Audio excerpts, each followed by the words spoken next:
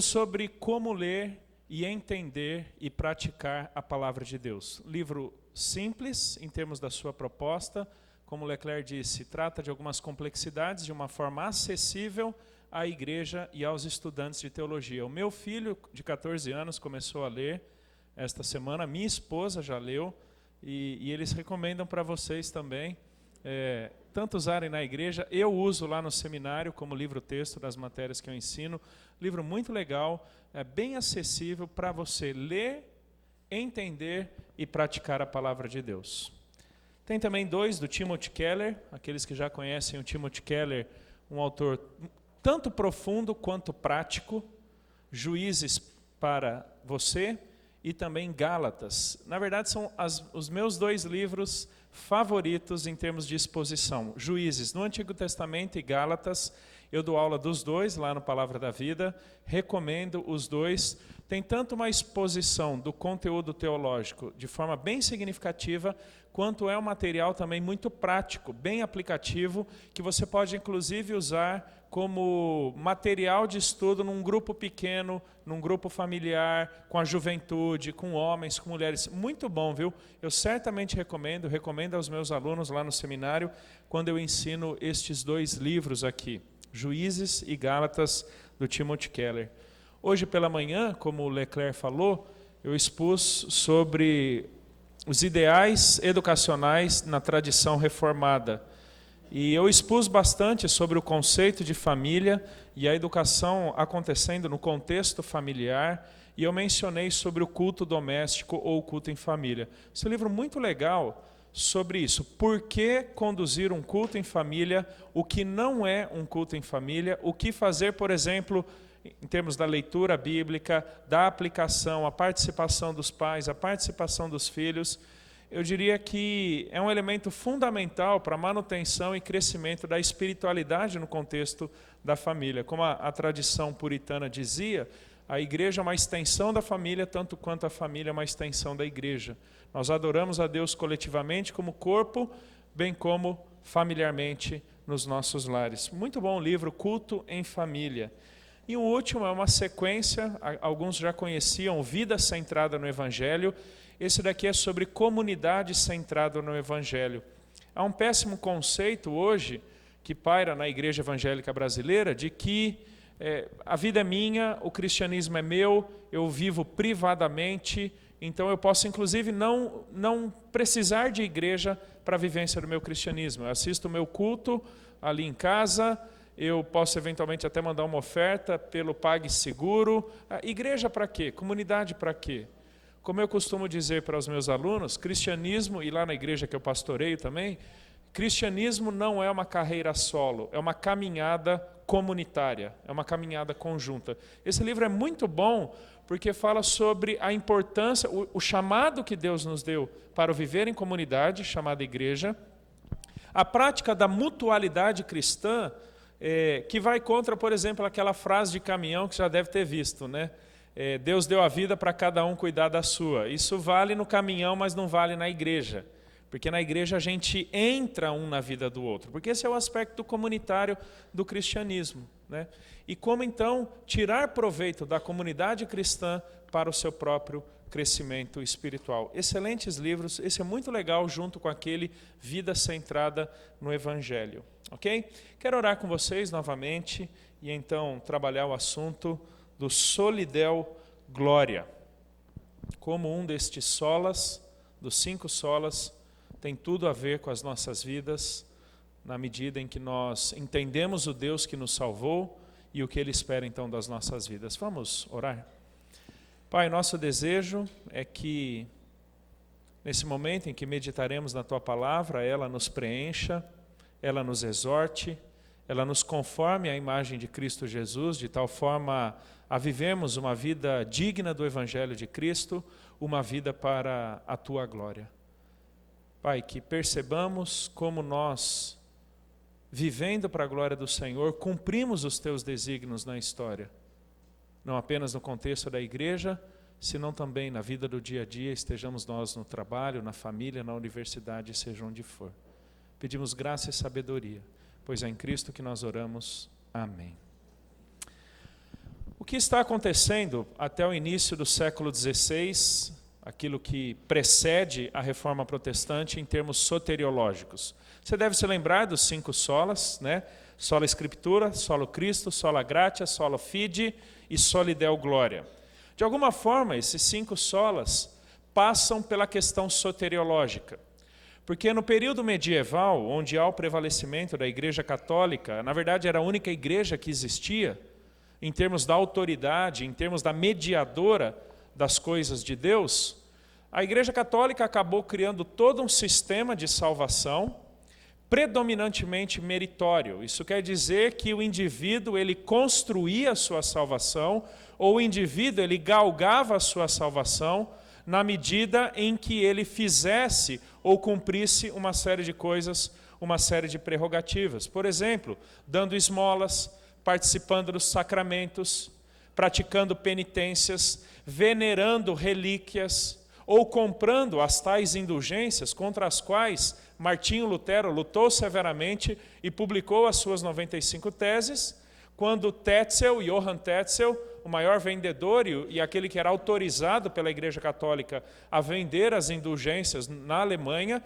quando Lutero, então, vê aquele comércio da salvação, o comércio do perdão em Cristo, ele, então, publica as suas 95 teses.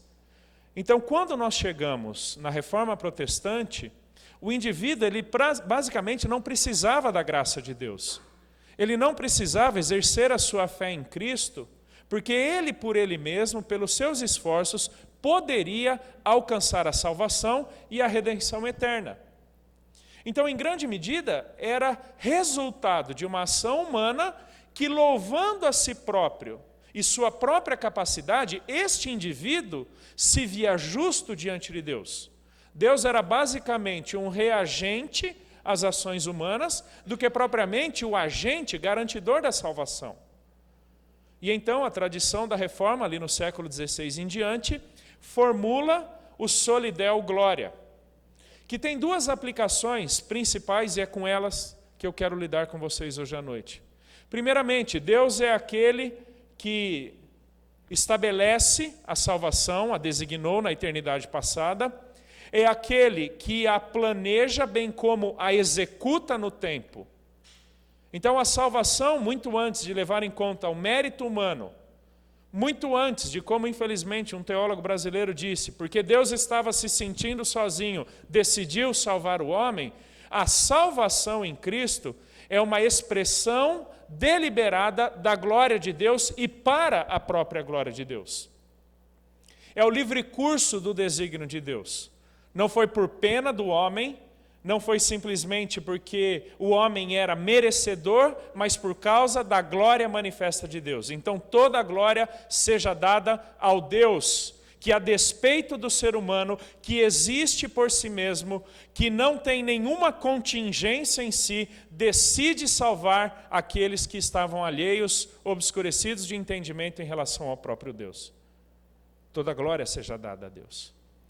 E uma vez esse indivíduo que estava morto no seu delito e pecado, esse indivíduo que estava alheio a Deus, que não tinha interesse por Deus, que sequer tinha noção da obra da salvação, uma vez que esse indivíduo é salvo em Cristo Jesus, ele agora deve viver invariavelmente para a glória de Deus. A sua vida, os seus atos, aquilo que ele é, tem e faz, encontram o sentido da sua existência, do seu fazer, na própria pessoa de Deus e na obra de Cristo Jesus. E é dessa forma, então, que esse indivíduo vive para a glória de Deus. Agora, isso não quer dizer barganha, Deus me salva e, portanto, eu troco com Ele, dando a minha vida. Não. O viver para a glória de Deus é, na verdade, uma resposta de gratidão a tudo que Ele fez por nós em Cristo Jesus. Então, tendo em vista quem Deus é e o que Ele fez por nós, nós vivemos para a glória, para a majestade, para o engrandecimento, para a expressão de todo o fulgor glorioso do nosso Deus. 1 Crônicas, quero trabalhar alguns textos com vocês hoje à noite. 1 Crônicas, capítulo 29, versículo 10. 1 Crônicas, capítulo 29, verso 10. Essa é uma oração de Davi, em louvor e gratidão a Deus por todo o mover que o próprio Deus havia promovido, desafiando o povo, produzindo a generosidade no povo na oferta para a construção do templo. Diante do que Davi vê como mover do próprio Deus por meio do povo, Davi então, verso 10 de 1 Crônicas 29, louvou ao Senhor perante a congregação toda e disse: Bendito és tu, Senhor, Deus de Israel, nosso Pai, de eternidade em eternidade. Teu, Senhor, é o poder, a grandeza, a honra, a vitória e a majestade. Porque tudo é teu, quanto há nos céus e na terra. Teu, Senhor, é o reino, e tu te exaltaste por chefe sobre todos. Riquezas e glória vêm de ti, tu dominas sobre tudo, na tua mão há força e poder. Contigo está o engrandecer e a tudo dar força. Agora, pois, ó nosso Deus, graças te damos e louvamos o teu glorioso nome. Interessante que o termo hebraico usado aqui por Davi é usado algumas outras vezes, tanto nos Salmos quanto nos profetas, e é um termo intimamente ligado ao nome de Deus, à pessoa de Deus, ao caráter de Deus. Quando nós pensamos no Deus que não divide a sua glória com ninguém, Ele que é a glória de Israel, Ele que é o santo de Israel, quando nós pensamos na expressão glória de Deus, na verdade nós estamos pensando no próprio Deus. A expressão glória de Deus significa basicamente a pessoa e a obra de Deus. Quem Deus é na sua essência, quem Deus é no seu caráter. Glória não é simplesmente um atributo de Deus, glória é o próprio Deus naquilo que Ele é, na sua bondade, na sua santidade, na sua majestade, na sua grandeza, na sua eternidade, na sua justiça, na sua soberania, no seu controle absoluto sobre tudo e todos. Isto é a glória de Deus. É o Deus que todas as coisas governa e faz com que todas as coisas caminhem segundo o seu desígnio para a sua própria glória. Porque é o Deus que imprime em cada detalhe, não apenas nos macroeventos da história, senão em cada um dos detalhes da microhistória, o seu próprio nome. Então, glória de Deus é o caráter de Deus, é o ser de Deus, tanto quanto aquilo que Ele faz ou manifesta por meio dos seus feitos. É como se pelas obras de Deus, pelos feitos de Deus, nós percebêssemos a glória do seu nome, percebêssemos a sua santidade. Deus é santo, isso quer dizer que Ele não pratica o mal, que Ele não é conivente com o mal e que Ele não promove a prática do mal, porque os seus feitos são compatíveis ou correspondentes ao seu caráter. Então, tudo que Deus faz é absolutamente glorioso, é absolutamente majestoso, é completamente santo, é completamente benéfico, é completamente justo. Não existe algo que Deus faça que não seja reflexo do seu ser. Em Deus não existe incoerência. Em Deus não existe pensamento dúbio. Porque aquilo que Ele faz reflete o seu ser. Então, quando nós pensamos na glória de Deus, nós estamos pensando em quem Deus é e quem Ele manifesta ser por meio dos seus feitos. Então, quando Davi louva o glorioso nome do Senhor, é porque ele percebe que na generosidade do povo, não era simplesmente porque era um povo generoso, mas é porque foi um povo movido por Deus. É o Deus que cumpriu os seus desígnios por intermédio do povo. Deus é louvado pela generosidade do povo. Em último caso, queridos, toda e qualquer ação benéfica do povo de Deus é resultante da glória manifesta de Deus. Nós não somos bons, nós não temos capacidades por nós mesmos, nós não temos condições de qualquer promoção benéfica por nós mesmos, a não ser que a glória de Deus seja manifesta em nosso intermédio, ou por nosso intermédio. Interessante que a palavra glória, a expressão glória de Deus, no Antigo Testamento também significava o peso de Deus. A palavra significava peso, ou presença imponente, gloriosa de Deus. Exemplo, Abacuque, capítulo 2, quando Abacuque fala que toda a terra está cheia do conhecimento da glória de Deus. Isso quer dizer que não existe esfera, não existe circunstância, não existe momento, não existe centímetro quadrado da realidade humana, da existência cósmica, que não reflita a glória de Deus. É o peso do seu nome, é o peso dos seus feitos, nada lhe foge ao controle. É por isso que Davi, no Salmo 19, vai dizer que os céus proclamam a glória do Senhor. Não porque os céus sejam Deus, não porque a árvore seja Deus. Você não vê Deus na árvore, você não vê Deus nos objetos. Isso são duas deturpações teológicas chamadas panteísmo e panenteísmo. Mas as impressões, me permitam usar essa expressão, as impressões digitais do caráter e dos feitos de Deus são manifestas em absolutamente tudo que acontece na história. É o Deus que governa todas as coisas e elas caminham invariavelmente para o fim que Deus estabeleceu. Porque a sua glória é manifesta de eternidade a eternidade, de geração em geração. Então, quando nós pensamos na glória de Deus, nós pensamos na presença imponente, que não pede licença, que não pede passagem para ser manifesta. Algo bem diferente de alguma linguagem evangélica, que frequentemente eu escuto pessoas dizendo: Deus, nós damos permissão para o Senhor fazer isso. Deus, eu te dou liberdade para fazer isso. A minha vontade é falar: fulano, você sabe com quem você está conversando?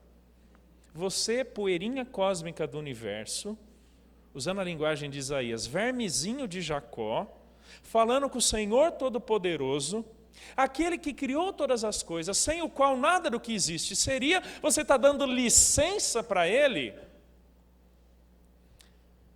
Toda a terra está cheia do conhecimento da glória do Senhor. Deus se impõe sobre tudo e todos. Isso é prerrogativa da sua eternidade. Isso é prerrogativa da sua soberania. De que por mais que as coisas pareçam desgovernadas, por mais que as coisas pareçam fora de controle, especialmente nesse contexto extremamente conturbado do nosso país, queridos, nem por isso a glória de Deus deixa de ser manifesta. É o Deus que faz com que todas as coisas concorram para os seus desígnios. Louvamos o teu glorioso nome. É por isso que ao longo das Escrituras, a sua glória é manifesta por meio dos reis, é manifesta pelo seu povo, tanto Israel quanto a igreja, é manifesta na salvação, é manifesta na proclamação do Evangelho, é manifesta nas intervenções miraculosas ou extraordinárias. É quando a glória de Deus é contemplada, por exemplo, quando Ele inverte a ordem natural. Isso é milagre. Lembra que a glória de Deus é manifesta por meio de Cristo na execução de milagres? Por quê? Porque o normal seria que mortos continuassem mortos, cegos continuassem cegos, mudos continuassem mudos. Mas a glória de Deus é manifesta, o caráter de Deus libertador, curador é manifesto, porque onde Ele se impõe, nada resiste ao seu agir. Até as doenças atendiam ao chamado de Deus. Quem é esse que até o vento e o mar lhe atendem o nome? É a glória de Deus. Vimos a sua glória, glória como do unigênito do Pai. É a glória de Deus que é manifesta na salvação. Todo o desígnio dele, o controle dele, fazendo com que todas as coisas, favorecendo para a cruz, levassem indivíduos ajoelhados, rendidos até a cruz de Cristo. Abra sua Bíblia lá em Efésios, capítulo 1, verso 3. Efésios, capítulo 1, verso 3.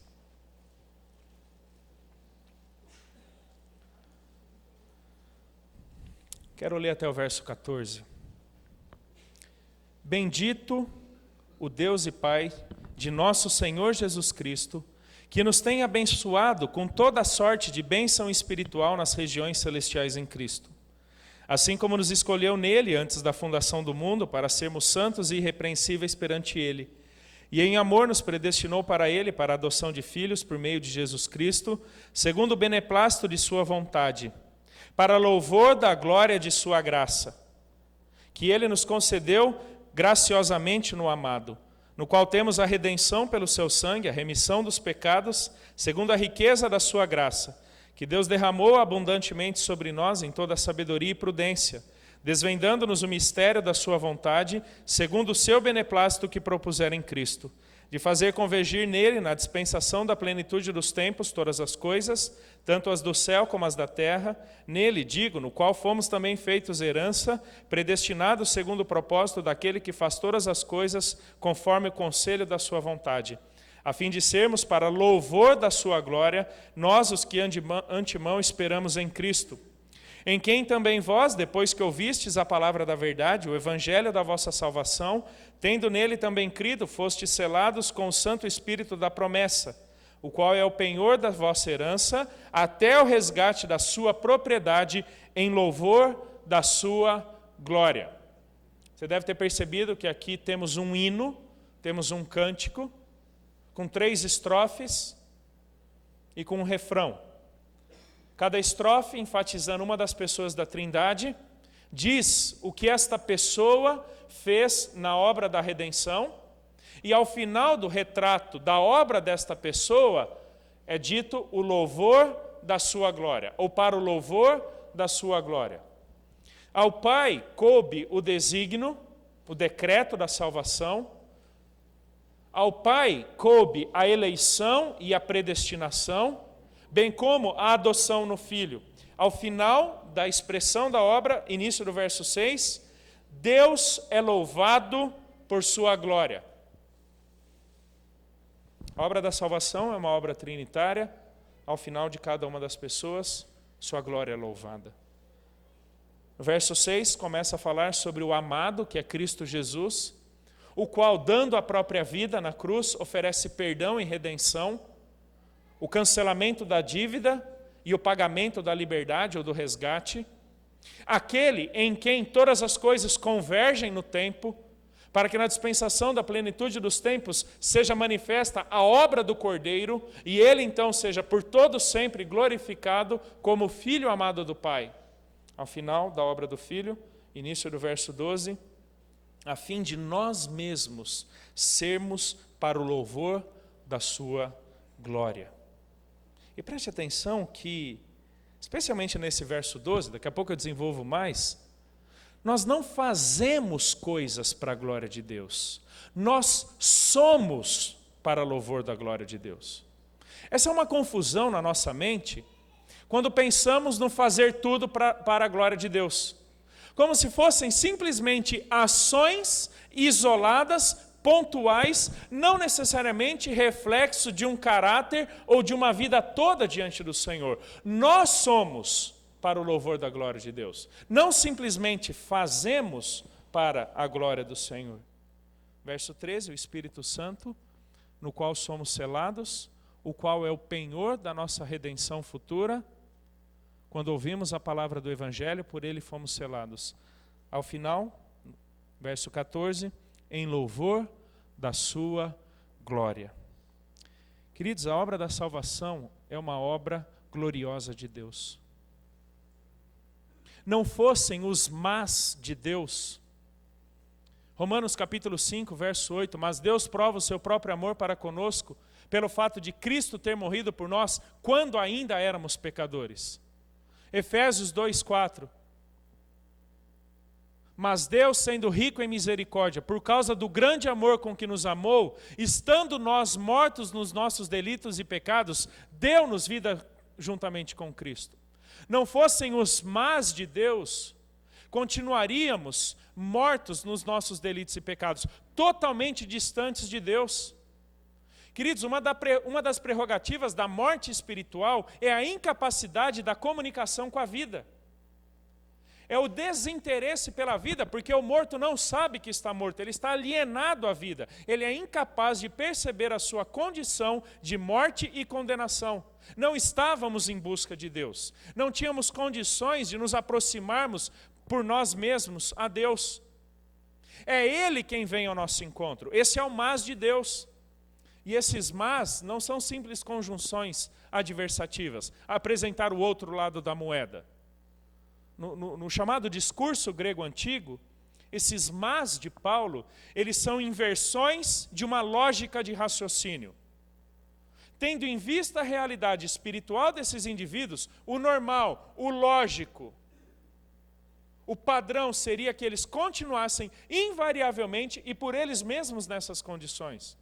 Mas Deus vem ao encontro, Deus provê salvação, Deus estabelece o meio.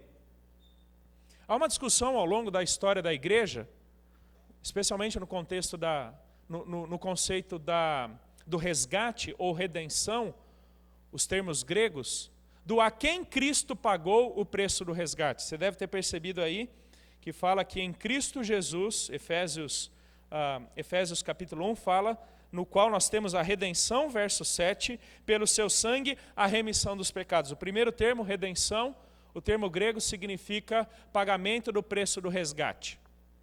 Ao longo da história da igreja foi discutido a quem Cristo pagou esse preço. Alguns disseram ao diabo, alguns disseram ao inferno, alguns disseram ao próprio homem pecador, mas a Bíblia me diz que foi ao próprio Deus. Ele precificou a nossa salvação. Romanos capítulo 3, verso 24 ao 26, a construção gramatical de Paulo diz que Deus propôs para si mesmo o preço do resgate. O aplacamento da ira divina foi o sangue de Cristo na cruz. Queridos, a gente vive uma época de banalização da obra da graça, da obra da cruz. Uma banalização como que dizendo, a salvação é de graça. A Bíblia nunca usou essa terminologia. A Bíblia nunca disse que a salvação é de graça. A Bíblia fala que a salvação é pela graça. É um ato da graça de Deus apropriado a nós pecadores pelo sacrifício substitutivo de Cristo Jesus. Aquilo que Pedro vai dizer em 1 Pedro, capítulo 1, verso 18 em diante, não foi com base em ouro ou prata que vocês foram comprados do vosso fútil procedimento, mas pelo precioso sangue do Cordeiro, morto antes da fundação do mundo. Sangue precioso do Cordeiro. Isso é um mas de Deus. A minha e a tua libertação tem preço de sangue. A minha e a tua libertação implicou na morte de alguém. Que Deus seja glorificado por isso. Você não tinha condições. Outro péssimo conceito que vira e mexe eu escuto por aí, é de que era para nós termos morrido na cruz. A Bíblia também nunca disse isso. A Bíblia nunca falou que nós deveríamos ter morrido na cruz, porque em eu morrendo por mim mesmo, eu não me beneficiaria da minha morte. Por quê? Porque eu estaria morto. Eu sou incapaz de expiar os meus pecados, aplacando a ira divina, porque a minha qualidade moral, espiritual, era pecadora, pecaminosa, caída, morta. Um morto não morre por si. Só aquele que tem vida em si mesmo, só aquele que pode doar vida, seria capaz de morrer no lugar de homens pecadores. Para o louvor da glória do nosso Deus, fomos salvos. Soli Deo glória. Não foi pena, não foi caridade, foi graça. Graça. Graça. Segundo aspecto do Soli Deo glória, em que, em sendo alvos dessa graça, devemos viver para a glória dele. Catecismo Maior de Westminster, escrito em 1643, na sua questão número 1, qual é o fim supremo e principal do homem? Resposta: o fim supremo e principal do homem é glorificar a Deus e gozá-lo para sempre. Como eu disse, isso é uma resposta de gratidão. Tendo em vista quem Ele é, tendo em vista o que Ele fez por mim, quero viver para a glória dEle, gozando, fruindo para todo sempre. É isso que Paulo diz em 1 Coríntios, capítulo 10, verso 31. 1 Coríntios, capítulo 10, verso 31, texto bastante conhecido. Portanto, quer comais, quer bebais, ou façais outra coisa qualquer, fazei tudo para a glória de Deus. Eu respondo por meio das minhas atitudes aquilo em que Cristo já me tornou. ações desprovidas de uma nova realidade em Cristo são simples atos moralistas. Repito, ações desprovidas de uma nova identidade, uma nova realidade em Jesus, são simples atos moralistas. Se hoje podemos fazer algo para a glória de Deus, é porque nós já fomos feitos para o louvor da glória dele. O que quer dizer fazer tudo para a glória de Deus? Lembra o que quer dizer glória de Deus? Quem Deus é e o que Ele manifesta ser por meio dos seus feitos? Eu glorifico a Deus na medida que, por meio das minhas atitudes, eu reflito o caráter de Deus. Eu manifesto a sua santidade, eu manifesto a sua bondade, eu manifesto a sua sabedoria, eu manifesto a sua grandeza, a sua justiça, o seu amor. É quando as minhas ações são carregadas da pessoa de Deus, não simplesmente ações que louvam ou engrandecem o meu próprio nome. É quando pessoas percebem nas minhas ações o Deus a quem eu pertenço, o Deus a quem eu sirvo. Essa é uma daquelas expressões que vira e mexe citamos para jovens, citamos na igreja, mas nem sempre explicamos. Ah, fulano, você tem que fazer para a glória de Deus. Ah, fulano, você tem que viver para a glória de Deus. O que é viver para a glória de Deus? É quando naquilo que você é, tem e faz, o caráter de Deus é manifesto. Pessoas veem Deus em você. O padrão bíblico é nada menos do que o próprio Deus. É por isso que Paulo, em Efésios capítulo 5, diz: sede, pois, imitadores de Deus. 1 Pedro capítulo 1, sede santos como eu sou santo. Deus nos mede por seu caráter, porque Ele já nos tornou novas criaturas em Cristo Jesus. Então, na medida que as minhas ações são correspondentes ou são compatíveis com o caráter de Deus, eu estou vivendo para a glória de Deus. Por que é que nós não mentimos? Porque Deus é a verdade e Deus reprova toda forma de mentira. Por que é que nós não nos relacionamos com a promiscuidade, com a perversidade sexual? Porque Deus é santo. E todas essas perversões são contrárias à dignidade da sexualidade no contexto do casamento. Então nós não praticamos essas coisas porque são contrárias ao caráter de Deus. É isso que Hebreus 13 vai dizer, que Deus julgará adúlteros e impuros, porque bendito seja o matrimônio e o leito sem mácula. Não é à toa que o adultério, até figurando como um exemplo de imoralidade ou perversidade espiritual, é o pecado mais condenado no Antigo Testamento e o segundo mais condenado no Novo Testamento, porque isso fere o Deus da aliança. O Deus que estabelece um pacto com o seu povo e não o revoga sob nenhuma circunstância. É o Deus que é fiel às promessas que fez, à semelhança das promessas que eu fiz à minha esposa, para que como mulher da minha mocidade, eu seja fiel a ela. Então, na medida que eu sou fiel à minha esposa, eu sou fiel ao Deus a quem eu sirvo, e eu estou fazendo para a glória dele. É aquela consciência que José tinha, ou teve, em Gênesis 39, quando ele tem absolutamente tudo favorável ao pecado com a esposa de Potifar. E ele diz: como cometeria eu tamanho pecado contra o meu Deus? Não mentimos, não somos desonestos, não temos pensamentos impuros, porque isso fere o caráter de Deus.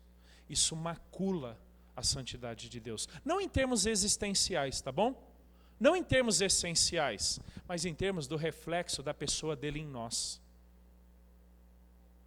Vivemos para a glória de Deus quando aquilo que somos, temos e fazemos refletem o caráter de Deus. Mas não apenas isso, senão também quando por meio dos nossos feitos, a nossa salvação em Cristo é manifesta. Lembra que glória de Deus é quem Deus é no seu caráter e o que Ele manifesta ser por meio dos seus feitos? É quando por meio das minhas ações, por meio daquilo que eu faço, as pessoas percebam a nova criatura em que Deus me tornou, a nova identidade, o novo status, a nova realidade espiritual que hoje eu tenho. Lembra do mas de Deus? Não fosse o mas de Deus, eu continuaria morto, mas antes era cego, agora vejo. Antes era morto, agora eu vivo. E então eu vou viver de forma compatível com essa nova identidade. É por isso que Paulo vai dizer em Gálatas capítulo 2, já não sou eu quem vive, e quanto à lei, morri para a lei, estou vivo com Cristo. Estou crucificado para isso. Já não sou eu quem vive, mas Cristo vive em mim. E esse viver que agora tenho na carne, eu vivo pela fé no Filho de Deus, que a si mesmo se entregou e morreu por mim. Queridos, vivemos para a glória de Deus na medida em que demonstramos com as nossas ações o senhorio de Cristo Jesus, a autoridade que Ele tem sobre nós. Isso é 2 Coríntios, capítulo 5, verso 14 e 15, quando Paulo diz que o amor de Cristo nos constrange, julgando nós isto, um morreu por todos, logo todos morreram. E Ele morreu por todos, para que aqueles que vivem não vivam para si mesmos, mas para aquele que por eles morreu e ressuscitou. Você não é mais teu. Você não é teu senhor. Você não é teu dono. A tua mente não é tua, o teu coração não é teu, a tua vontade não é tua, o teu trabalho não é teu, a tua família não é tua. Porque tudo isso ganhou uma nova realidade em Cristo. Então, na medida que nós vivemos na prática o senhorio de Cristo, na medida que vivemos de forma compatível com a nossa nova identidade, nós fazemos tudo para a glória de Deus. Esteja eu comendo, esteja eu bebendo ou fazendo outra coisa qualquer. Esteja eu assistindo televisão, esteja eu dirigindo o meu carro, esteja eu lendo a minha Bíblia, esteja eu orando, esteja eu frequentando a igreja, esteja eu me relacionando, esteja eu planejando as minhas férias, não interessa o que eu faça, enquanto reflexo da minha nova identidade em Jesus, Deus é glorificado. Mas sabe qual é o nosso problema? Nós ranqueamos numa lista de 5, 10 ou que sejam 200 itens espirituais. E nós dizemos que estes itens glorificam a Deus. Normalmente, orar, ler a Bíblia, congregar na igreja, ofertar, servir em algum ministério. Todas essas coisas são válidas. Mas em Cristo, todos os nossos atos convertem-se em atos espirituais, por causa da mudança da minha identidade. Essa é a sequência de 2 Coríntios 5, quando Paulo fala, as coisas velhas já passaram,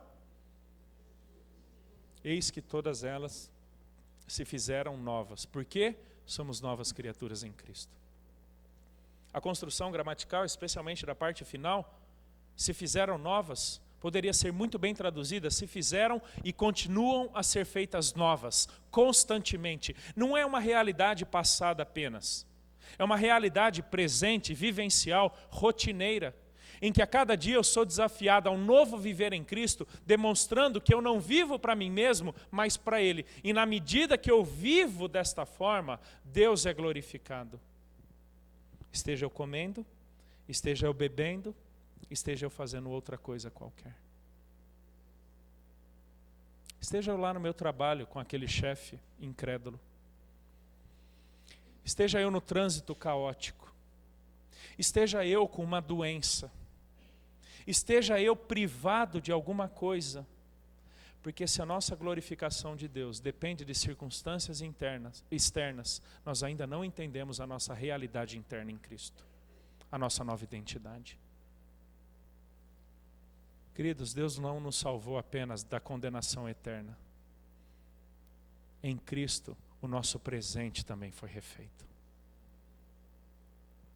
Deus tem um novo propósito para nós hoje. Efésios 2, antes do mas, vivíamos segundo a vontade da carne, seguindo os interesses do coração, conforme o príncipe deste século. Mas em Cristo, Deus nos tornou nova criatura. Efésios 2:10. Pois somos feitura dele, criados em Cristo Jesus, para a prática das boas obras, as quais Deus de antemão preparou para que andássemos nelas. Eu vivo para a glória de Deus na medida em que eu sou moldado à imagem de Jesus. Na medida em que eu sou talhado segundo o caráter de Cristo.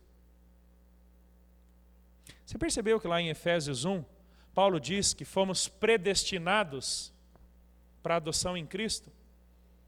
Essa é uma daquelas expressões que tem causado algum tumulto na teologia ao longo da história e que eu quero resolver com vocês em 2 minutos aqui.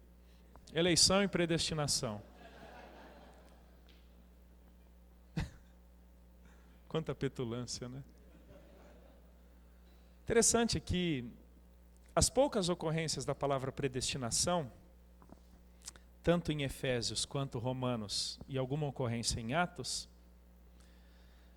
fala que a predestinação é o apontamento prévio do em que consistirá o fim da minha vida cristã. Me parecer com Jesus. Romanos 8, 29, os que de antemão conheceu, também os predestinou para serem conformes à imagem do seu Filho. Deixa eu te frustrar um pouquinho aqui. O propósito de Deus para a tua vida aqui não é te dar um bom trabalho, tá? Não é te dar um monte de diploma para você pregar na parede, não é te dar um passaporte cheio de carimbos de países que você visitou. Não é simplesmente colocar o teu filho numa boa faculdade. Não é simplesmente ter uma aposentadoria estável no futuro, que tudo caminha para que seja cada vez mais futuro. Isso não é projeto de Deus, tá bom? Não é. Não é. Essas são circunstâncias pelas quais Ele nos permite passar ou viver, para quê? Para moldar Jesus em nós. Porque o que Ele predestinou para nós é a conformação da nossa imagem com a de Cristo. É por isso que Paulo fala em 2 Coríntios 3,18, todos nós com o rosto desvendado, contemplando como por espelho a glória do Senhor, somos transformados de glória em glória, conforme a própria glória de Cristo, na própria imagem de Cristo, como pelo Senhor o Espírito. É por isso que 1 João, capítulo 3, João dirá que um dia nós o veremos como Ele é, e então seremos feitos segundo a sua imagem, ou segundo a sua semelhança. É por isso que Paulo fala aos Gálatas, em Gálatas capítulo 19 em diante, meus filhos amados, por quem de novo sofro dores de parto, até ser Cristo ser formado em vós. Voltando para Romanos 8, 28, agora citando no contexto correto, é por isso que, segundo o desígnio de Deus, de nos moldar a imagem de Jesus, todas as coisas cooperam para o bem daqueles que amam a Deus e são chamados segundo o seu propósito. Sabe por quê? Não é porque tudo vai dar certo no fim, não. Porque, eventualmente, do ponto de vista humano, não vai dar certo. Mas para o propósito que Deus estabeleceu para nós, da transformação da nossa imagem, conforme a de Cristo, sim, tudo concorrerá para o talhar de Jesus em nós. Porque nós somos co-herdeiros com Cristo. Nós somos co-irmãos de Jesus. E eu te diria que Deus não economizará esforços para que a glória de Cristo seja manifesta em nós. Isso é Deus sendo formado em nós. Isso é Jesus sendo formado em nós. É quando então, queridos, nós colocamos em prática a nossa salvação. É o que Paulo fala em Filipenses 2:12. Desenvolvei a vossa salvação com temor e tremor. Então, na medida que eu vivo a minha salvação no dia a dia, não apenas na igreja, no domingo, num culto, não apenas naqueles momentos ou circunstâncias ditas espirituais, mas em todo e qualquer momento, todo e qualquer âmbito ou esfera da minha vida, a minha salvação em Cristo é manifesta. Por quê? Porque é isso que nós somos. Cristianismo não é algo que fazemos, é aquilo que nós somos. Somos novos em Cristo. Então vivemos para a glória de Deus, na medida que as nossas ações testemunham ou manifestam quem Deus é, na medida que as nossas ações demonstram o que Deus fez por nós em Cristo, e na medida em que somos nós mesmos transformados de glória em glória, conforme a glória de Cristo. Quero trazer algumas implicações ou desafios práticos, 3, e com isso eu encerro. Primeiro, rejeitemos toda forma de idolatria. Isaías, capítulo 48, vai dizer que minha é a glória, eu não a divido com ninguém. É por isso que Deus rejeita, abomina e disciplina a idolatria. No Antigo Testamento, a idolatria estava predominantemente ligada com o ato de curvar-se diante de um objeto, ou até de prostituir-se diante de um totem, como que um totem, né, um poste ídolo talhado numa árvore. No Novo Testamento, a palavra ela ganha um sentido muito mais amplo, em que ídolo não é um objeto diante do qual você se curva ou se prostra, mas qualquer coisa que usurpando o lugar de Deus, que usurpando a exclusividade de Deus, em torno daquilo a vida gira. É qualquer coisa que atribua significado às coisas que você faz, a quem você é ou o que você tem, que não Deus. Tudo aquilo em busca de que estamos, que não reflete o caráter de Deus, está fadado a nos frustrar. Nos frustramos porque colocamos o nosso coração naquilo que não é Deus. Nos frustramos porque esperamos que o trabalho, esperamos que a família, esperamos que o governo, esperamos que a igreja, esperamos que a sociedade, esperamos que o dinheiro, esperamos que a academia, né, o academicismo, esperamos que o diploma, esperamos isso ou aquilo nos ofereça um sentido que só Deus pode nos dar. E na medida que atribuímos a estas coisas um caráter fundamental, nos tornamos servos dessas coisas. Somos idólatras. Como diria João Calvino, a natureza humana é uma perpétua fábrica de ídolos. A mente do homem, tomada por todo o seu orgulho e autoconfiança, desafia-o a imaginar um Deus de acordo com as suas próprias capacidades. Frequentemente a gente escuta, né? Ah, mas Deus não faria isso. Pergunta, o teu Deus ou o Deus da Bíblia?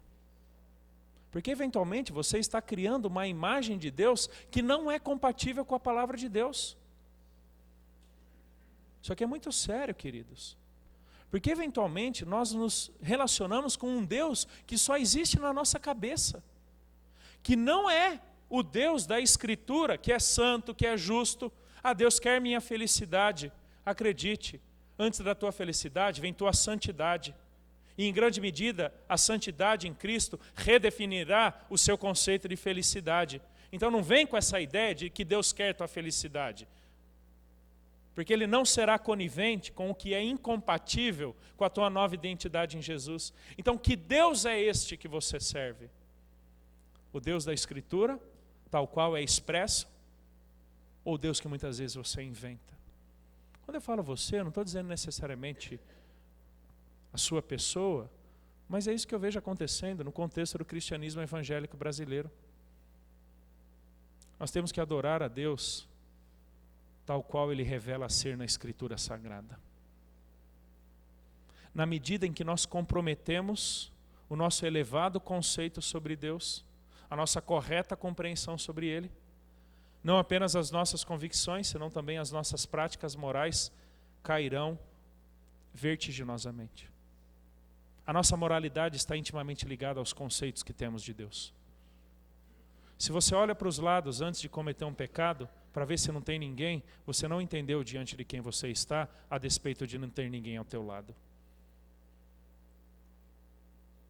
E aqui entra o segundo desafio. Cultivarmos uma mentalidade corandeu. Corandeu quer dizer diante da face de Deus. Aqueles reformadores do século XVI e a tradição puritana do final do século XVI em diante vai desenvolver muito mais. Quando nós temos uma visão bíblico-cristocêntrica, nós entendemos que não existe circunstância, momento ou experiência que não estejamos necessariamente diante da face de Deus. Isso é corandeu. Essa foi a oração lá de Davi, o diante da tua face. Essa foi a prática de Ezequias em Crônicas, quando ele faz o que faz, pela consciência que tem do diante de quem está. É uma visão não departamentalizada da vida. É uma oração que não ora ou não é feita dizendo, Deus, entrando na tua presença ou me despedindo da tua presença. Porque quando nós entendemos o Deus que pelo conhecimento da sua glória impõe-se em todos os lugares, nós não entramos ou saímos da presença de Deus, porque Ele a tudo preenche. Ali no trabalho, lá em casa, na internet quando ninguém está vendo, na direção do carro, estamos diante da face de Deus. Como eu costumo dizer, se você respeita os limites de velocidade, apenas porque um guarda está vendo, ou porque você não quer ser multado, você não entendeu diante de quem você realmente dirige. Isso é fazer para a glória de Deus. É quando nós entendemos que não existe esfera ou circunstância que não contemple a presença gloriosa do nosso Deus. E que não sirva ao propósito de manifestar a minha nova identidade em Jesus, a imagem de quem eu estou de glória em glória sendo moldado ou sendo talhado. Não existem âmbitos que Deus não tem acesso. Isso deveria até mudar o jeito que nós definimos a nossa escala de valores. Normalmente nós pensamos em escala de valores algo meio tipo pirâmide, lembra? Primeiro, segundo, terceiro, quarto. Ou de uma forma linear, se não é pirâmide, 1, 2, 3, 4, 5. Isso não faz sentido para mim numa perspectiva corandeu, num viver para a glória de Deus. Porque Deus é aquele em quem todas as coisas orbitam. É isso que Paulo diz ali em Colossenses capítulo 1. Nele, Cristo Jesus, tudo subsiste. Eu posso gastar o tempo que for na minha família. Se eu não aplico no contexto da família os valores cristãos, portanto não estou vivendo para a glória de Deus, naquele momento, o tempo não definirá a aceitação que aquele momento tem diante de Deus. Biblicamente, eu diria que Deus é aquele em quem todas as coisas ganham seu sentido, em que todas elas coexistem simultaneamente.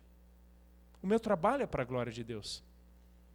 É por isso que Paulo vai dizer em Colossenses 3, que muito antes de nós servirmos pessoas, é a Cristo que nós estamos servindo.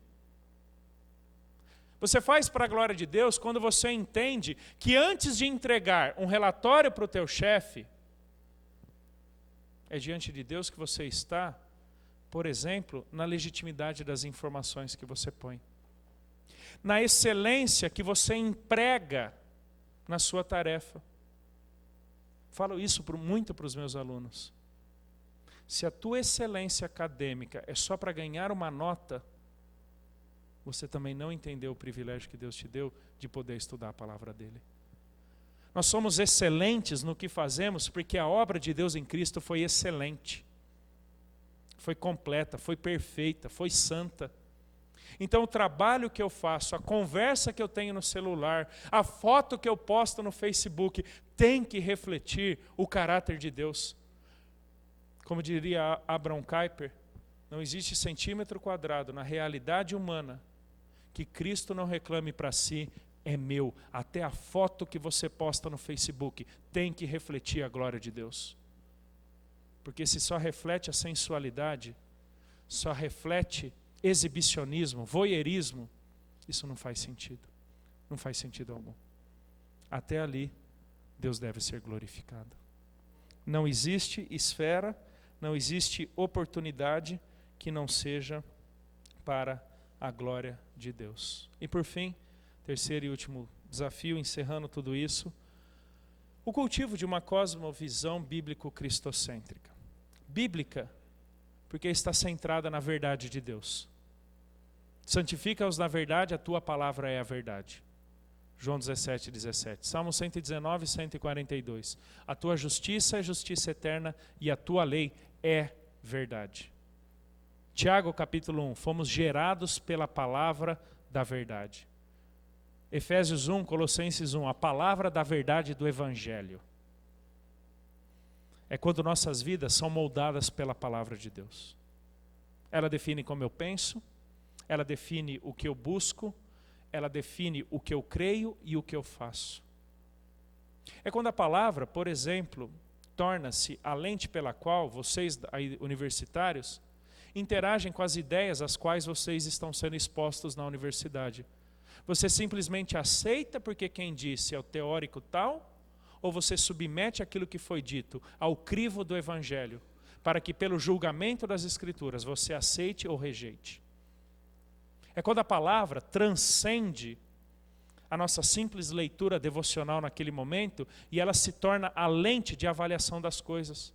Quando você escuta uma música, assiste um filme, lê um livro, ouve uma reportagem, que lente você usa para interagir com essas coisas? Porque se não for com a verdade do Evangelho, do Deus glorioso que aponta para Cristo, a Bíblia é um simples amuleto, um conjunto de regras e não passa nada além disso.